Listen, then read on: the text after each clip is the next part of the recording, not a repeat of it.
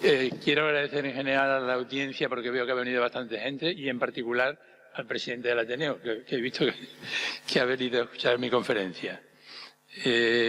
Vamos a ver. El Barranco del Pollo, todo el mundo ha oído hablar de él, ¿no? En la televisión, etcétera. Vemos el movimiento, cómo el barranco va ensanchando va aumentando su ancho a medida que se va desarrollando, cómo va arrancando de los lados una gran cantidad de vegetación, etcétera, ¿no? Yo quiero decir, antes de empezar, que el objetivo de la conferencia es evitar que en el futuro se vuelvan a producir los daños que han sufrido varias regiones españolas, principalmente Valencia. No se trata de acusar a nadie, por favor, que nadie se moleste, pero sí evitar que ciertos sectarismos sean la causa de daños que pudieron ser evitados. Bien, voy a hablar en general no solamente de las danas de Valencia, sino de inundaciones y de sequías, ¿no? Y bueno, voy a empezar en particular por las inundaciones de 2021, de la cual tenemos aquí una fotografía, ¿no? Entre la segunda y la tercera semana de diciembre del año 2021 se produjeron catastróficas inundaciones en Aragón, Navarra, La Rioja, Castilla y León y Tarragona, producidas por la crecida del Ebro, con pérdidas cifradas en millones de euros. Bien. Las razones de estas inundaciones se achacaron a la borrasca Barra, que había dejado miles de hectáreas anegadas en Navarra, Aragón y La Rioja, o a la falta de limpieza del cauce del río. Sin negar la influencia de estos factores, no parece que sean las razones principales en inundaciones de estas proporciones. Aquí se ve, por ejemplo, en la diapositiva, la inundación de Zaragoza en el año 2021. Yo creo que casi todos los años se inunda Zaragoza.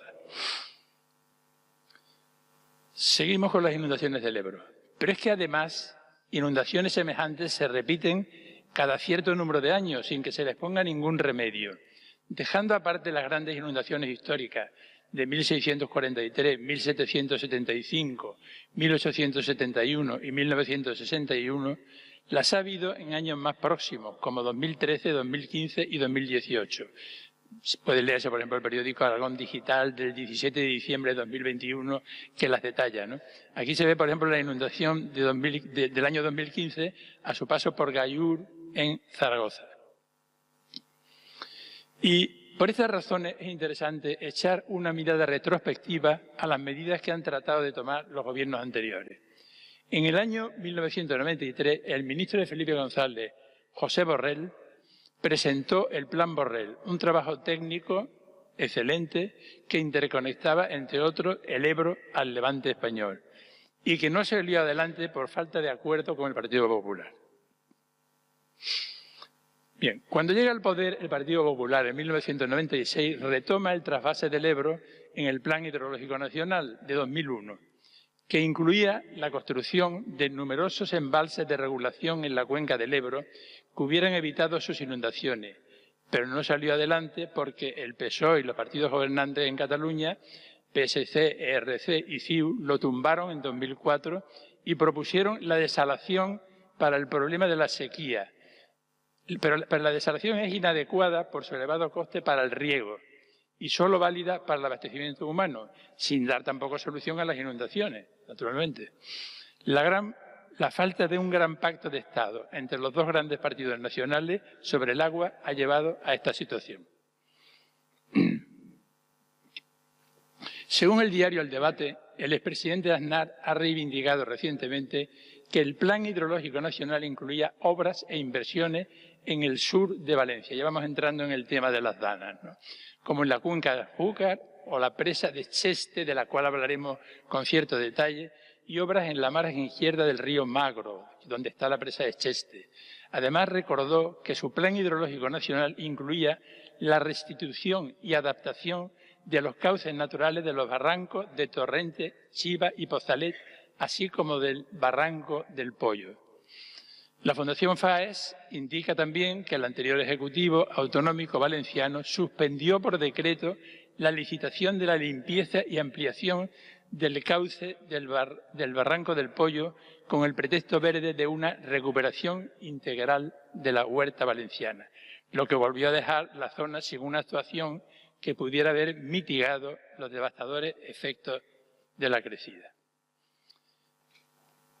Ahora vamos a hablar específicamente del trasvase del Ebro. El Ebro tiene el caudal de 2 Guadalquivires y casi uno de ellos va a parar al mar Mediterráneo. No pasaría nada si un 10% de estos excedentes se trasvasaran a Levante, con todas las cautelas ambientales necesarias para preservar los caudales ecológicos del Ebro y del Delta. Esto es posible técnicamente, pero cada vez más improbable, dada la falta de consensos políticos entre el Partido Popular y PSOE, cada vez más distanciados, mientras los problemas reales de la gente no se resuelven, y este es uno de ellos, muy importante para el futuro de la tierra levantina y para evitar las inundaciones del Ebro. Sin embargo, para los ecologistas, el trasvase del Ebro es un tema tabú que no se puede tocar. Dicen sencillamente que el Ebro tiene el caudal que tiene que tener y que no hay que tocarle para nada. Las danas de Valencia. Desde la época romana, la ciudad de Valencia ha sido testigo de numerosas riadas del río Turia de las que existen registros. Desde 1321 hasta 1957 se han contabilizado 25 riadas en Valencia. En los días previos a la inundación de 1957, la región mediterránea española se vio afectada por una perturbación atmosférica poco conocida hasta entonces en España, una gota fría, hoy dana. El origen del término gota fría aparece en 1886 en Alemania y es un fenómeno meteorológico caracterizado por una depresión aislada en niveles altos de la atmósfera. Aquí tenemos la zona de aire frío en niveles altos de la atmósfera, ¿no? Sí, esto viene unido a que Valencia está cerca del mar, entonces se produce una evaporación y el viento cargado de humedad, más por gravedad, va subiendo y cuando toca la zona de la Dana es cuando se producen estas inundaciones catastróficas. Y vamos a hablar con cierto detalle de la gran riada de 1957. La actual no ha sido la única, ¿no? Esta depresión se estacionó sobre la zona generando precipitaciones torrenciales desde el 11 de octubre. Las lluvias comenzaron a intensificarse, registrándose acumulaciones que en algunos puntos superaron los 300 litros por metro cuadrado en menos de 24 horas. La cuenca hidrográfica del Turia no pudo absorber el volumen de agua y los afluentes del Turia, como el río Magro y el río Chelva, incrementaron su caudal de forma alarmante. La orografía de la región, con montañas que canalizan el agua hacia el valle, contribuyó a que el caudal del río aumentara de manera rápida e incontrolada. Seguimos con la gran riada de 1957. El balance humano de la riada fue trágico. Las cifras oficiales hablaron de 81 fallecidos, aunque se sospecha que el número real puede ser mayor, llegando hasta 300 víctimas mortales. Aquí vemos la limpieza del barro en la calle Pintor Sorolla de Valencia el 2 de noviembre de 1957. Teniendo en cuenta que la Dana empezó el 11 de octubre, puede verse la dificultad que vemos también ahora en Paiporta y en otras localidades de quitar el barro de las calles. El Plan Sur.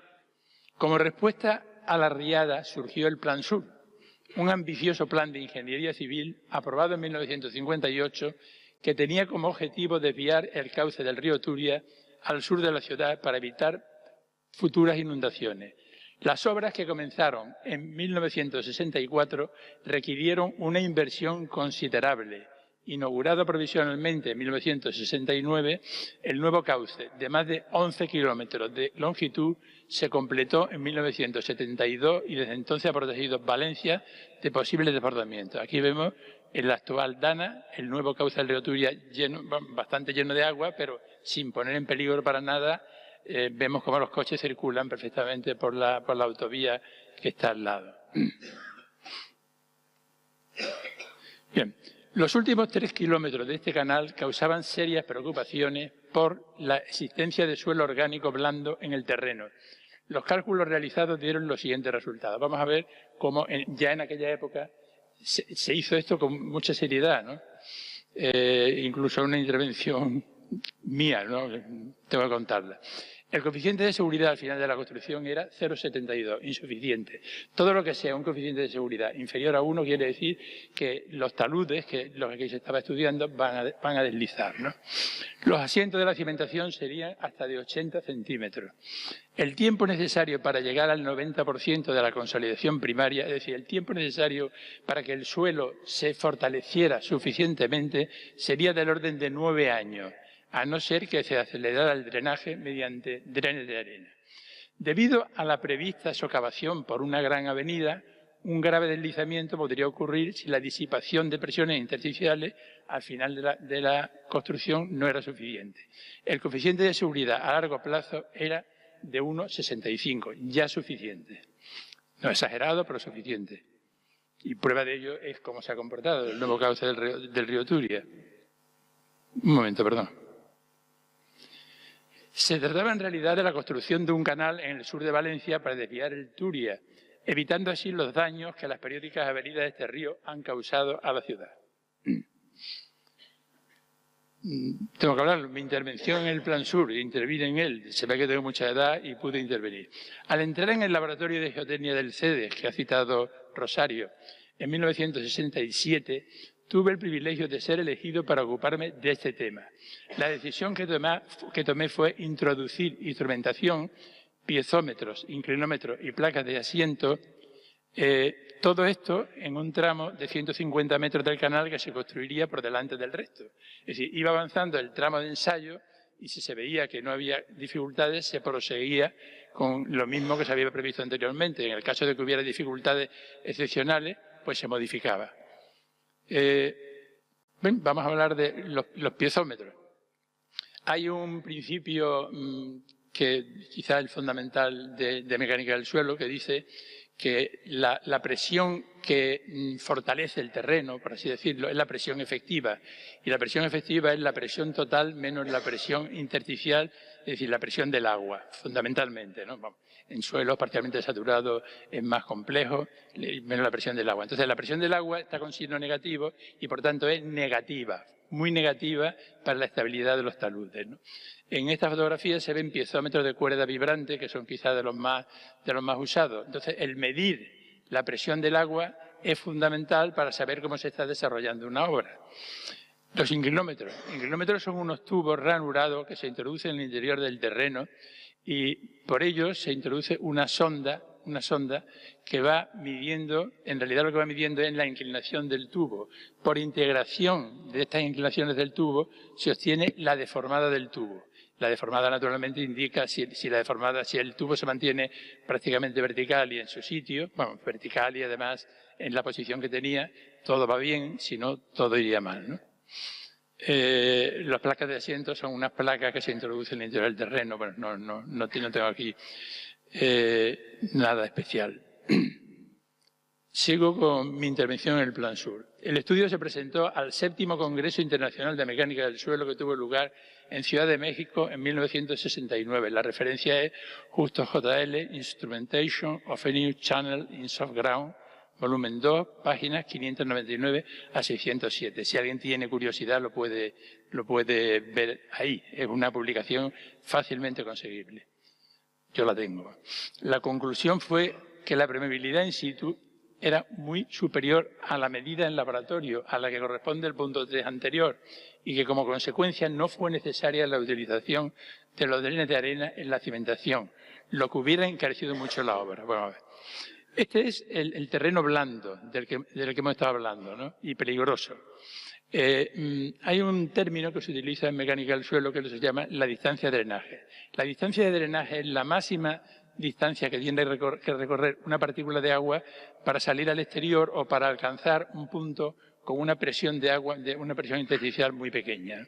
En el caso de que este estrato, que ya no es blando, fuera permeable, fuera una grava o algo así, la distancia de drenaje sería la mitad del espesor del estrato, porque esta es la máxima distancia que tenía que recorrer esa partícula de agua. Y en el caso de que fuera impermeable, la distancia de drenaje sería esta otra. Los drenes de la arena son unos drenes en los cuales se coloca arena, un material permeable, y por tanto la presión es muy pequeña, no es nula, pero es muy pequeña. Entonces, la distancia de drenaje en este caso, si nos situamos en un punto equidistante de 2 drenes de arena, sería la distancia que hay desde este punto hasta hasta un dren de arena, ¿no? La figura presenta la colocación de los drenes de arena. Es una medida muy eficaz, pero cara. Y ya hemos dicho que se pudo evitar debido a la instrumentación que se había colocado con anterioridad. Bien. Seguimos con el Plan Sur, en esto ya no intervine yo. Como recuerda el diario El Debate, los ingenieros de la época llevaron a cabo importantes actuaciones de obra civil para minimizar las posibles consecuencias humanas y ambientales, tales como la construcción de la presa de la Forata, que ha salido mucho en los telediarios de esta época, de 1969, en el cauce del río Magro. Dicen que había el peligro de que se hubiera roto esta presa. Bueno, las presas aguantan mucho, ¿no? La cual logró acumular en solamente 3 horas más de 20 hectómetros cúbicos de esta pasada crecida. Y ya estamos hablando de la Dana de 2024. Gracias a ello, España no debe de lamentar una catástrofe mayor en vidas humanas. A pesar de las continuas críticas de diferentes colectivos, especialmente ecologistas, que defendían destruir la infraestructura hidrológica del régimen de Franco en pro de recuperar los cauces naturales de los ríos. Un tipo de política que, de haberse llevado a cabo, hubiera llevado a España a tener más pérdidas humanas. En la figura puede verse la presa de la Forata, que es una presa arco-gravedad, y aquí colocada colocada como debe estar colocada una presa, en el margen izquierdo del río Magro. Vamos a ver, las obras las hacen los ingenieros, las proyectan ingenieros. Si se hace en un régimen o se hace en otro, si son buenas, ¿no? Y en este caso se ha demostrado con el comportamiento de la presa de la Forata en la actual Dana. Vamos a entrar ya directamente en la Dana de Valencia de 2024. El 9 de octubre de 2024, el fenómeno meteorológico de presión aislada en niveles altos, que es lo que significa, son las siglas, cuyas siglas son DANA, afectó al este y sur de la península ibérica, causando más de 200 fallecidos y numerosos heridos. En la Comunidad Valenciana, la provincia de Valencia ha sido la más afectada. Se han desbordado ríos y barrancos, y esto ha provocado el corte de las principales vías de comunicación, aislando poblaciones y dificultando el acceso de los servicios de rescate y emergencia. Se han contabilizado numerosos daños materiales a estructuras civiles y propiedad privada, como hemos visto todos, quedando en un primer momento el suministro eléctrico y de gas de numerosos hogares y comercios seriamente afectados. Los sistemas de saneamiento de agua, así como los sistemas de depuración de aguas residuales, han resultado fuertemente dañados, y la infraestructura sanitaria también, con más del 50% de los centros de salud afectados. Es decir, ha sido una cosa realmente gorda, realmente importante. Geografía de la tragedia. Bueno, aquí tenemos un pequeño mapa, ¿no?, en el cual vemos la ciudad de Valencia, a la cual llegaría el antiguo cauce, y el nuevo cauce del río Turia, que va a desembocar directamente al mar. Aquí está la Albufera de Valencia, y también algunos de los pueblos que más han sido afectados por la Dana: Alacuás, Picaña, Torrent, Paiporta, Alfalat, etcétera, ¿no? Este mapa lo vamos a poner varias veces, porque aquí está otra vez la ciudad de Valencia, la Albufera, para que tengáis una idea de distancia, ¿no?, así como los pueblos que han sido más afectados. Otra vez aparecen Alacuás, Torrent, Benetússer, Albalat, etcétera, etcétera, etcétera. Picassent, bien. Para que no sean cosas que yo me invento, el diario de la provincia del 3 de julio de 2004 e Hispagua, el Sistema Español de Información sobre el Agua, publicaron un anuncio del Gobierno sobre la creación de una presa en Cheste para evitar riadas en 16 pueblos, entre ellos Alacuás, Aldaya, Catarroja, Cheste, Chiribella, Godelleta, Massanassa, Paiporta, Picaña, Ribarroja, Torrent, Quart de Poblet, Loriguilla y Mislata. Es decir, prácticamente los afectados por la Dana de 2024. Es decir, que en aquella época ya había un plan para corregir los daños que se han producido ahora. Y que, como vamos a ver, no se ejecutó. Proyectos que no se realizaron. Bueno, aquí tenemos la presa de Cheste. Esta es la localidad de Cheste. El barranco del Pozalet, que es otro de los varios barrancos que han ocasionado numerosas pérdidas, y los pueblos más dañados, Paiporta, Torrent y Catarroja. La presa de Cheste hubiera sido una infraestructura que hubiera recogido 8 hectómetros cúbicos para evitar las crecidas e inundaciones del barranco del Pollo, tristemente célebre, pero se descartó por sus altos costes socioeconómicos, según la Confederación Hidrográfica del Júcar. Según Instagram, el coste de la presa en Cheste era de 300 millones de euros. Bueno, se manejan 300, 200, es que eso se refiere a que únicamente aquí hay la presa y algo más, ¿no? Son costes de 2007, no son costes actuales. ¿Cuál va a ser el coste de la Dana en 2024? De todas maneras, vamos a verlo. Los costes calculados de 2027, ¿no? Entonces calculaban que las obras costarían unos 200 millones de euros, pero compensaban con mucho los posibles daños de una inundación que se calculaba en aquella época podían superar los 500 millones. Respecto a la financiación de este proyecto, hay que decir que, según el periódico El Debate, el Ministerio de Transición Ecológica y Reto Demográfico, de la mano de Teresa Rivera, ha invertido 2.500 millones de euros en un plan para demoler azudes y presas obsoletas, según el Ministerio, por toda España. ¿Cuánto costarán las reparaciones de la actual Dana?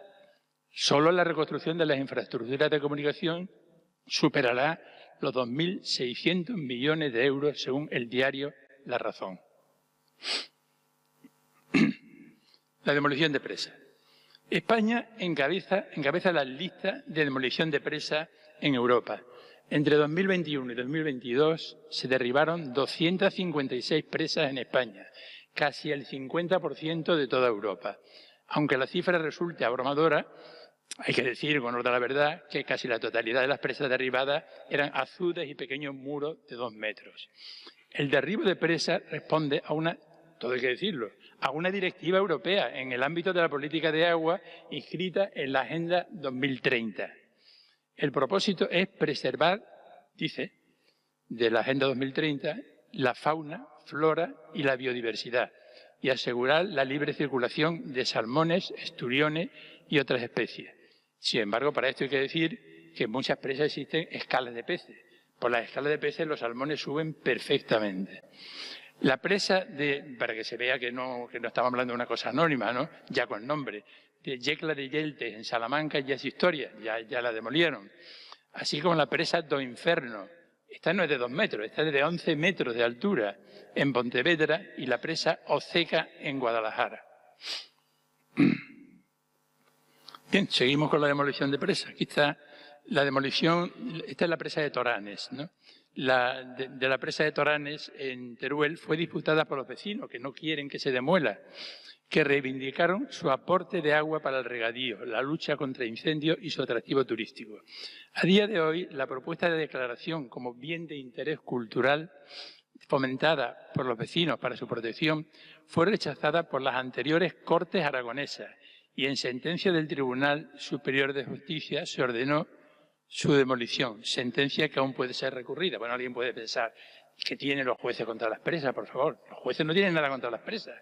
Ellos se limitan a aplicar la legislación vigente que han hecho los políticos. Bien, la presa de la Retorta. Bueno, esto recientemente el Colegio de Ingenieros de Camino ha pedido que no se demuela la presa de la Retorta, proyectada por don Carlos Fernández Casado. Don Carlos Fernández Casado, que fue profesor mío, es una gloria de la ingeniería, ¿no? Esto, aunque no fuera más, porque tendrá otra utilidad, aunque no fuera más que como monumento de la ingeniería, se debía de conservar, como se está haciendo, por ejemplo, con el muelle de Río Tinto. El muelle de Río Tinto ahora mismo no sirve para nada, ¿no? Pero ha quedado, en un momento que se pensó en demolerlo. Yo intervine también en la restauración del muelle de Río Tinto y afortunadamente creo que intervine algo en el sentido de convencerlo de que eso era una obra que recordaba los muelles de los ingleses en aquella época, etcétera, y por supuesto nos hemos liado. Y ahí está ahora mismo precioso.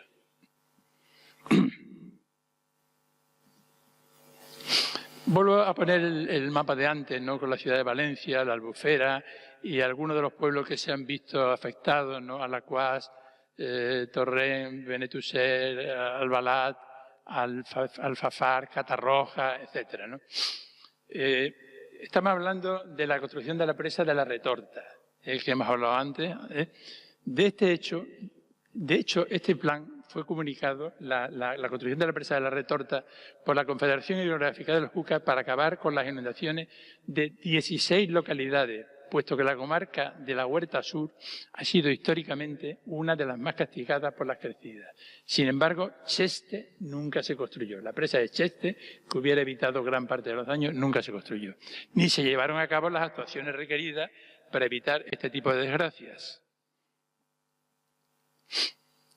Seguimos con proyectos que no se realizaron. La Confederación Hidrográfica del Júcar preveía actuaciones en los barrancos del Pozalet, la Saleta y el Pollo, con lo que, son frases de la Confederación, una veintena de municipios ya no mirarían al cielo con temor cuando lleguen las tormentas. El proyecto terminaba con el desagüe en el nuevo cauce del río Turia, citado anteriormente. Luego veremos en una diapositiva cómo realmente el barranco del Pollo y el nuevo cauce del río Turia están muy próximos, ¿no?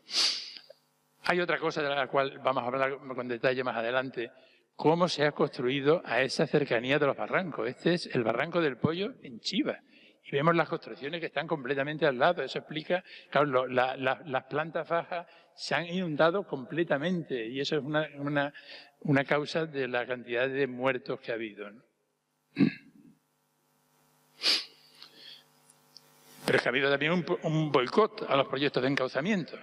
Según el diario El Mundo, del 23 de noviembre de 2024, en el año 2000, la eurodiputada socialista María Sornoza denunció ante la entonces comisaria de Medio Ambiente las obras de encauzamiento de los barrancos del Pollo, Torrent, Chiva y Pozalet. Lo denunció por las consecuencias que tendría para ecosistemas fluviales y lacustres. Este proyecto, que suponía el ensanchamiento y profundización de los cauces, además de cambio de trazado y recubrimientos diversos, y que contaba con financiación europea a través de los fondos de cohesión. Las principales consecuencias serían, dice ella, dice la eurodiputada, además de la degradación paisajística, la eliminación total e irreversible de la cubierta vegetal del cauce y la ribera, comportando la destrucción completa de los hábitats naturales que éstas ofrecen a multitud de especies protegidas. Pero vamos a ver, cuando llega una inundación de este calibre, ¿dónde van a parar el paisaje, la cubierta vegetal del cauce y la ribera, los hábitats naturales y todo lo que decía esta señora, ¿no? Como consecuencia de esto, el Ejecutivo Europeo terminó suspendiendo las inversiones. Bueno, aquí tenemos el tristemente célebre Barranco del Pollo, algunos de los pueblos afectados: Torrent, Paiporta, Catarroja, el antiguo cauce del río Turia. Cualquiera que haya visitado en Valencia habrá visto las obras impresionantes y monumentales que hicieron en el cauce, ¿no? La ciudad de la ciencia, etcétera, ¿no? Y el nuevo cauce del río Turia, al sur de la ciudad de Valencia, ¿no? Vemos además que la distancia del Barranco del Pollo al nuevo cauce del río Turia es muy pequeña. Bien, en la primera década de este siglo, un proyecto de la Confederación Hidrográfica del Júcar planteaba la conexión del Barranco del Pollo con el nuevo cauce del río Turia para aumentar su capacidad y disminuir el riesgo de inundaciones. La iniciativa quedó finalmente aparcada porque, según la propia Confederación Hidrográfica del Júcar, chocó con la Ley de Protección de la Huerta aprobada en 2018 por el anterior Gobierno de Valencia. Bueno, vamos a ver ahora el Barranco del Pollo. Aquí ha llegado ya al límite de los muros que tiene de protección y vamos a ver cómo se va produciendo el desbordamiento del Barranco del Pollo en Chiva. Según quiero rendir a un vecino de Chiva, Rafael Navarro, ahí lo pone el nombre, que va a grabar desde la ventana de su casa lo que ocurrió el 29 de octubre, cómo aumentaba el caudal de la Rambla del Pollo, y etcétera, ¿no? Esto es a las 16:21, es decir, cuando va a empezar el desbordamiento.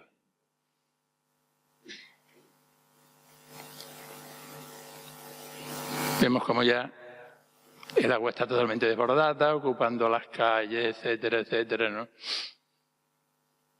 De una forma torrencial y eminentemente dañina. Las 18:15, las 18:27, las 18:39, ya aquí se ve que va ocupando lo que es, va alcanzando cada vez más altura en los pisos bajos al principio y llega un momento que prácticamente los ocupa, como vamos a verlo, ¿no? Los pisos bajos prácticamente ocupados. A las 20:30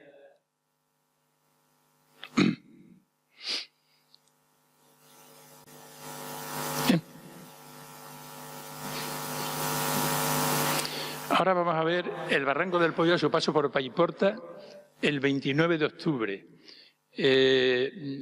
Vamos a ver este puente como al principio el agua pasa como debe pasar por debajo del puente, que llega un momento en el cual el volumen de agua es tan grande que no tiene más remedio que pasar por encima, claro.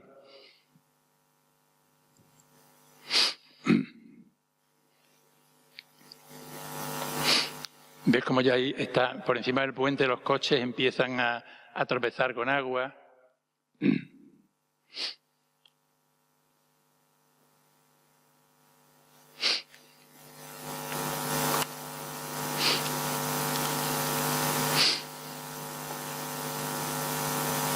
Vamos a ver más adelante cómo caen algunos árboles, claro, porque es que el agua adquiere tal potencia que socava las raíces de los árboles, entonces los árboles caen. ¿No? Como ya va afectando por ahí a los coches, etcétera, ¿no?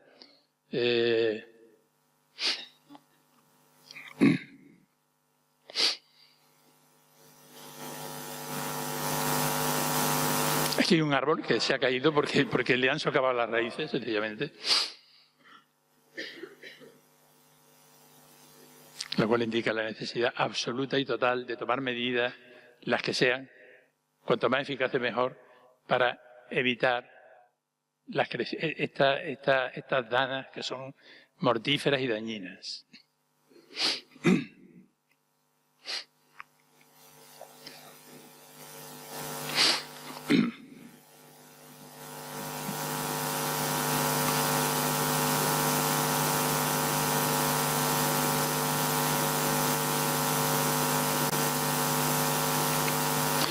Vamos a ver cómo la vegetación que la riada va arrancando de las márgenes de los ríos, ahí ya se ve que asoma la vegetación, ¿no?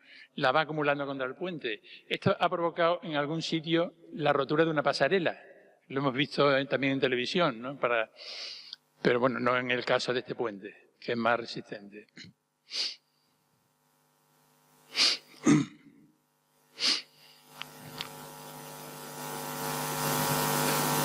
Vemos como el agua choca contra la valla del puente, ¿no? Bien.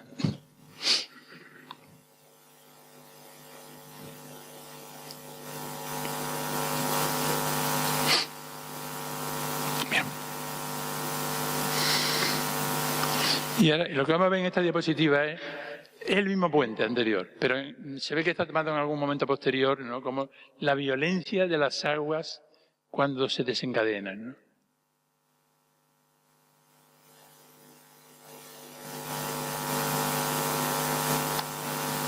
Ahí está. No cabe ya por debajo del puente y intenta pasar por todos lados, ¿no? Ya se ven mucho cómo los vehículos empiezan a estar, ven los vehículos ya navegando por... Bien.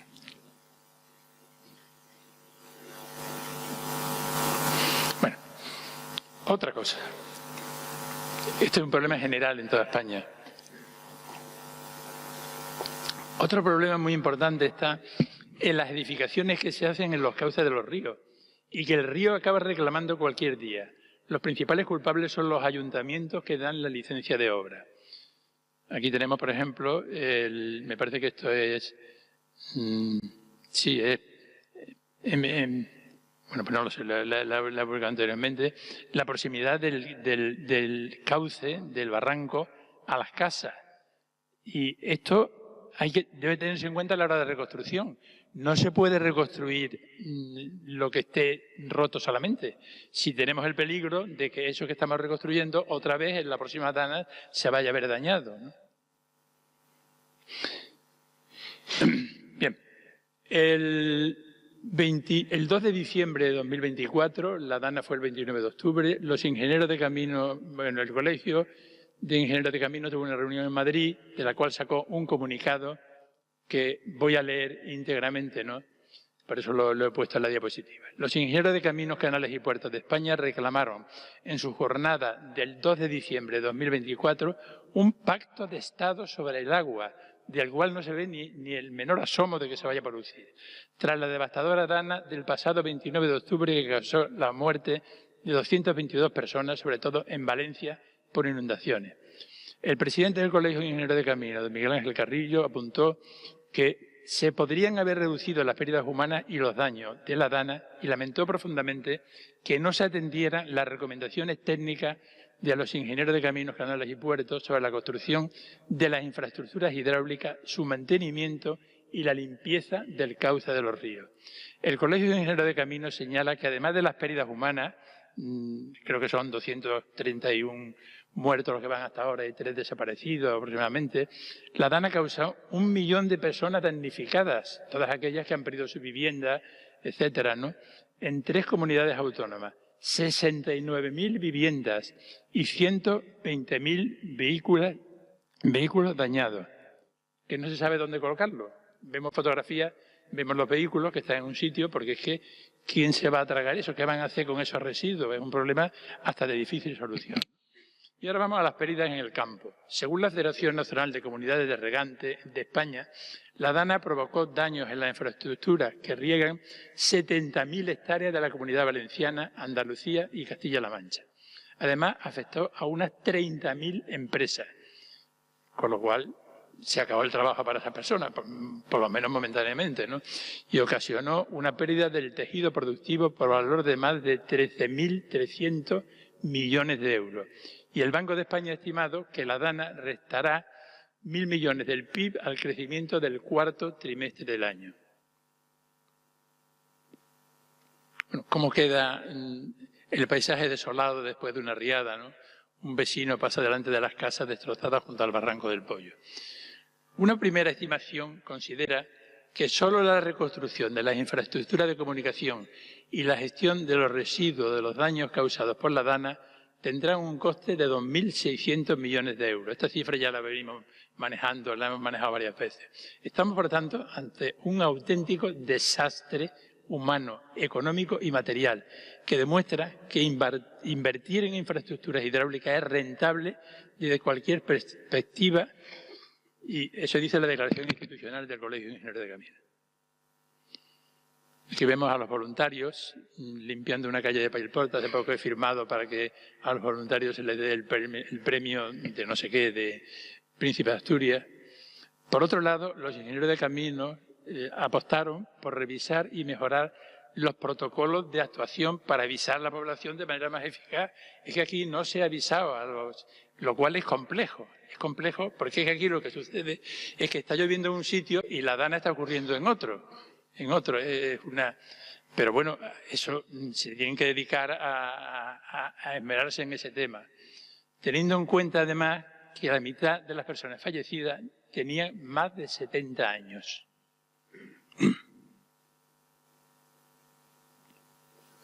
Asimismo, don José Enter Canales, presidente de Acciona, ha señalado que del actual programa estatal de inversión en infraestructuras de agua, que preveía invertir más de 37.000 millones de euros entre 2022 y 2027, solo se ha ejecutado en un 15%. Lo siento, no, en este caso, pero tengo que expresar cuál es la opinión de los ecologistas. Los dirigentes de Ecologistas en Acción exigen que no se construyan más embalses en España. Hay un artículo en el Diario Público firmado por Santiago Martín Barajas, ingeniero agrónomo, directivo de Ecologistas en Acción, que del 26 de enero de 2021, el que quiera creo que lo puede conseguir, el cual exige que no se construyan más embalses en España, ninguna. Dice que hay demasiados, ¿no? Y una prueba de esa es la demolición que se está produciendo en algunos casos de embalses pequeños, de presas pequeñas. Sin embargo, hay que tener en cuenta que sin embalses será imposible evitar las inundaciones del Ebro o las de Valencia. Las del Ebro que le hemos citado antes o las de Valencia. Esta política ha sido seguida por la hasta 2024 ministra de Transición Ecológica del Gobierno de España, que ha evitado la construcción de todas las presas programadas. No se ha construido una presa. El tema es algo más complejo, pero esto es una síntesis de por qué no se conecta la España húmeda con la España seca. La política no ha estado a la altura que el país necesita y no se ha sabido aplicar el principio de que el agua no es de los ribereños, como en la Edad Media, sino de todos los españoles. Las presas. Es cierto que las presas suponen una transformación radical del paisaje, que dicen por lo menos algunos dirigentes de Ecologistas de Nación, que no se construye ninguna más. Pero un ejemplo de que se pueden conciliar los temas de abastecimiento y medioambiental está en la presa de Melonares, de la cual vamos a hablar un poco. Por otro lado, no hay una transformación del paisaje semejante a la que suponen las grandes superficies dedicadas a la ubicación de los paneles solares o los molinos eólicos, pero esto se considera inevitable debido a la necesidad de energía renovable. También la energía hidroeléctrica es una energía renovable, yo diría que es la energía más limpia, ¿no? Aquí tenemos una fotografía de la presa de Melonares. La presa de Melonares, con una capacidad de 140 hectómetros cúbicos frente a una capacidad de almacenamiento del resto de embalses que abastecen a Sevilla de 200 hectómetros cúbicos, en ella se ha resuelto perfectamente hasta la vacunación de la población de conejos, que sirven de alimento a las águilas, donde la superficie de compensación ecológica ha igualado a la superficie dedicada al embalse. Estoy hablando de cómo se pueden conciliar ambos puntos de vista, el de la mayoría de los ingenieros de camino, digamos, y el de los ecologistas. Si no se hubiera construido Melonares, cosa que intentaron algunos, que intentaron muchísimo, con muchísimo esfuerzo, ya hubiéramos tenido restricciones en Sevilla. Conclusiones. Finalmente se demuestra que el pragmatismo y las razones técnicas quedan totalmente olvidadas cuando de política e ideología se habla, ya sea para unos o para otros, pues han sido varios gobiernos los que tenían esta información y no actuaron. Muchas gracias por vuestra atención.